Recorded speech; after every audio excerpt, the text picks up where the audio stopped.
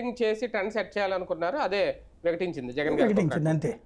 కానీ అంటే పోతుల సునీతని కాదు, ఇప్పుడు ఎవరైతే జంప్ అవుదాం అనుకుంటున్నారు లేదంటే ఎవరైతే రాజీనామాలు చేశారో వాళ్ళందరూ కూడా ఇలాగా టార్గెట్టో లేదంటే ఏదో చూపించో మేము పదవులు ఇస్తామనో లేదంటే మళ్ళీ మీకు ఇస్తామనో ఆశ చూపి రాజీనామాలు చేస్తున్నారని అనుకోవాలా ఈ చూస్తే?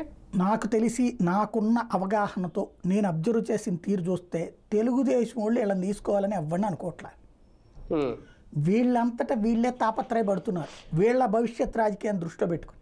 అంటే ఏ పదవి లేని వాళ్ళు రాజీనామా చేశారంటే ఓకే అండి అనుకోవచ్చు. పదవిలో ఉండి ఇంకా టైం ఉండి రాజీనామా చేస్తున్నారంటే నిజంగా అటు నుంచి ఏ ఆఫర్ లేకుండానే వదులుకుంటారా? ఇంకా టైం ఉంది కదా. పోనీ పదవి అనేటటువంటిది ఒక మత్తు మందు లాంటిది. ఈ మత్తుని వదులుకోవడానికి సిద్ధపడరు. ఇవాళ వెళ్తున్న వాళ్ళు ఎందుకు పోదాం అనుకుంటున్నారు?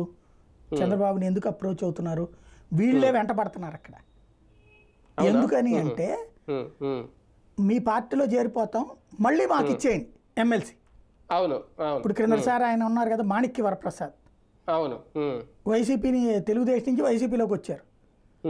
ఆ టర్మ్ వరకు మళ్ళీ వైసీపీ తరఫున ఎమ్మెల్సీ. అదైపోయాక వైసీపీ ఆయనకి ఇవ్వాలి. అందుకని మళ్ళీ తెలుగుదేశానికి వెళ్ళిపోయారు.